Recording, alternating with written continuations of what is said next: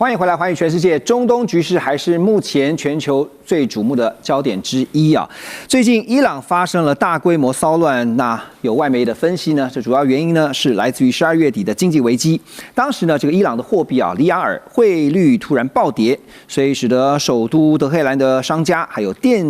面等等纷纷歇业抗议。不久之后呢，就引发了全球演变成这个全国的暴动。那结果呢，美国财长贝森特他也公开承认了。到后来就公开承认说，这就是美国在后面操纵这个汇率他自己跳出来说跟美国有关。好，多年来其实美国呢就以美元结算的体系作为核心，对伊朗实施了层层的制裁。像1979年伊朗伊斯兰革命运动就是如此啊。这么多年来呢，其实伊朗几乎是世界上受到制裁最严重的国家，惩罚的范围不限于美国公民或企业，也扩大到其他国家的个人跟企业。那另一方面也看到了美国主导的联合国还有欧盟其他国家呢对伊朗进行相关的制裁，这个范围呢更是扩及对伊朗的石油跟天然气贸易的制裁。好，所以从这种种过去一直到现在的经验来看，建姐您觉得美国一直在用经济手段，不管制裁封锁啦、围堵啦，甚至呢操纵汇率，他自己都明白的讲，就是我们使得这个伊朗的金融体系出现了这个非常大的变动。可是真的有看到有什么实质上的影响，甚至是包括达到想要颠覆他的这个政权的这个目的吗？最近呢，我的一个好朋友就是 Jeffrey Sachs， 他一直不断提的就是 Clean Break 1996年给纳塔雅胡所提的这一个干净切割计划。那如果你从一个比较长的时间点来说呢，美国进行了将近30年，根据这个大计划的蓝图，在以以色列为核心的其他的国家视为反抗之狐的这个大概念底下，陆陆续续的对了伊拉克、叙利亚、伊朗以及黎巴嫩呢，都做了很多的军事动作。对，目前黎巴嫩算是定于一尊，阿塞德政权被推翻，换了一个新的政权，所以暂时抵定。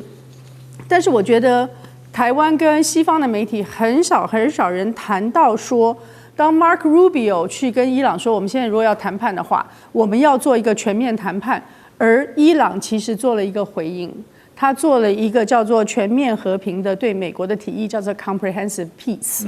那么这个是在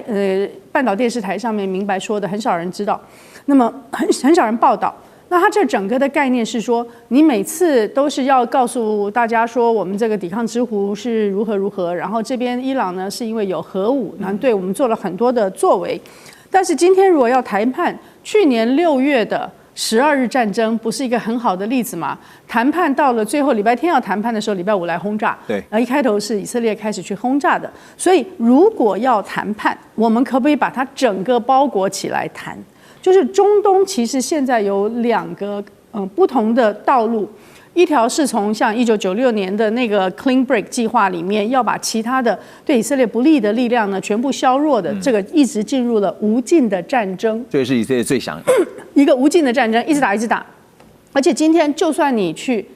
再一次的对伊朗推翻了他的政权，那么将来呢，这还是会有一次又一次的反对，不可能完全没有。另外一个呢，是有没有可能做全面和平？那全面和平的最高的前提，其实是1948年在以色列要建国的时候的2国方案。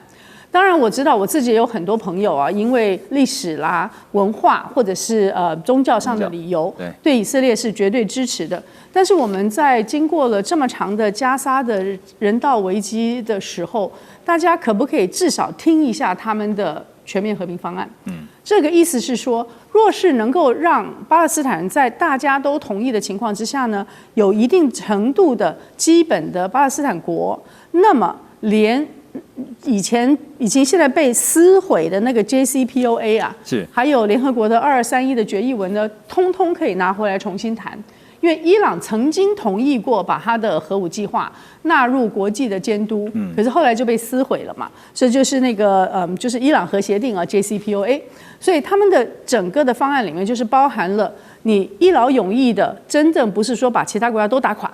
真正的一劳永逸是要让2国能够有2国方案，让巴勒斯坦也能够建国。对，然后接着再往前走的话，伊朗愿意放弃他现在所做的比较强硬的一些主张，一起讨论一个在国际上面的和平。那这个东西现在是叫做2002年就有一个阿拉伯的和平倡议，是由伊斯兰国家开始做的。我认为，过去几年的确对形势是有所改变的，因为加沙这么残酷的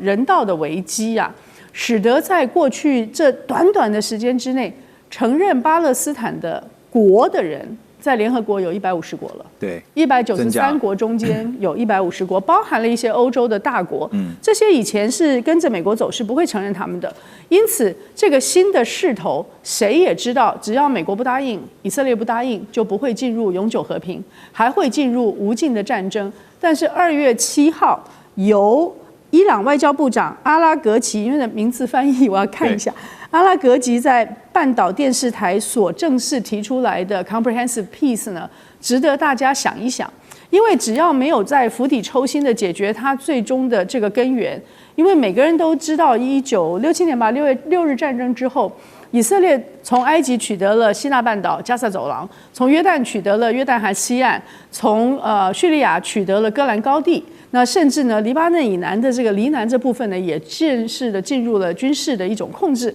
那这一些所扩张的这些领土，是到目前为止，其他的国家都还算是承认现状的哦。对，这个现状当时是承认的，虽然它在正式的领土化的地方是没有的。所以你今天去看以色列地图的话，这几个国家就是埃及、伊朗跟黎巴嫩。叙利亚都没有在这个新的以色列的地图上面做很强硬的主张。对，所以如果能够在1967年的疆界下，同时能够有一个2国方案的话，这是伊朗现在的和平的提案。我知道大家的立场不同啊，有些人认为还是要全面的支持以色列跟美国的主张，但是他们讲的难道不值得想一想吗？对，因为只有你要想办法，伊朗那么庞大的国家，不可能被你全面夷平。今天这个政权走了，明天那个政权回来。美国杀过了苏雷曼尼，伊朗杀了哈尼亚，以色列杀了哈尼亚，你把领袖都曾经杀过了。可是还是没有，你不可能全面的战争，是全面的占领，全面的改变他的政权。那这个情况之下，会不会一而再、再而三、反反复复的战争？所以，全面和平的前提是一定要釜底抽薪的把巴勒斯坦国的问题解决。对，这大家想的是釜底如何抽薪啊，不然的话就只是治标不治本哦。那当然，除了刚刚讲说经济制裁。如果经济制裁有效的话，可能这个问题会到现在还无法解决嘛。所以呢，除了经济以外呢，在军事力量也用上哈。最近也看到说，第2艘航母就是五角大厦也宣布了，除了原本的已经在这边有大军压阵之外呢，第2艘航母就是布希号呢，也即将要进驻到中东哦。看起来又是一次的极限施压。可是另一方面也看到中国大陆这边055的大驱逐舰的编队呢，也被外界捕捉到出现在伊朗周边的海域，包括了瞭望1号侦察船呢，也被看到有出现在附近。那解放军的部署当然引发了外界的关注，可是出现本身就是一种讯号啊，大使如何解读？对这个，因为西方的媒体对这一次055大旗出现在阿曼湾啊。那么做了很多解读啊，那像 CNN 啊、路透社他们就说，这个是中国大陆对这个区域的紧张的一种军事介入，是对美国在该地区的主导权的一次赤裸的挑战。那所以呢，这个西方对这件事的解读是非常的严重。那可是中国大陆没有很明确的讲他的动机，可是他很多有关的报道也说，包括俄罗斯方面也说，他说3月份这个年度的中俄伊的所谓的海上联合军演就要在那个地方举行。所以这个是这个年度军演之前的一个正常的一个调度跟部署。他也没有说你西方这个媒体有点小题大做。对。那另外一方面，中国大陆也提说，他说其实中国大陆的军舰出在阿曼湾，事实上也不是第一次。他说事实上的话，去年的12月2号，那么中国第48批护航编队，因为中国大陆在吉布地，有关的有军事基地，所以这个护航编队也有经过阿曼，所以他说其实中国的军舰出现在阿曼湾，其实对阿曼来讲从来就不是一个意外事件，所以是一个常态的事件。不过当然就是说这一次去的是055。那当然，这个可能就是说，主要是为了这一次的这个军演嘛。那另外还有一艘就是它的瞭望1号，它的侦测船，那就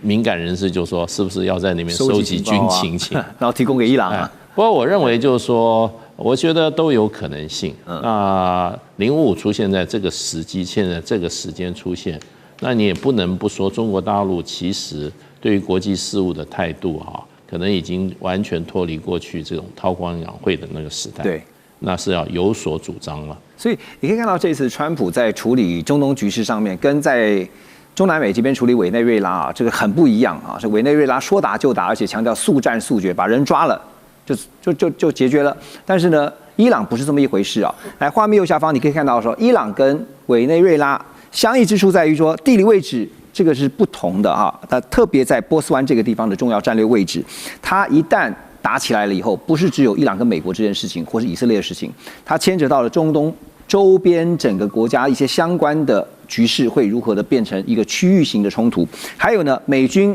万一造成了伤损的话，这个事情可就大条了。另外就是怕会变成了持久战，所以种种的因素啊，就背后要考量的复杂性因素 ，Russ 你怎么看？川普常常说。他是 peacemaker， 他是爱好和平。那是他这样说了，对不对？但是从他第一个任期到第二个任期，其实很明显，他第一个选择不是动用美国军事能力。虽然他这次回来执政，在第一年2025年去年，他动用美国军事能力，不管是在Venezuela 或Nigeria 或其他的地方，他的确是有的，但是我还是认为不是他第一个选择，所以那个时候也是给 Maduro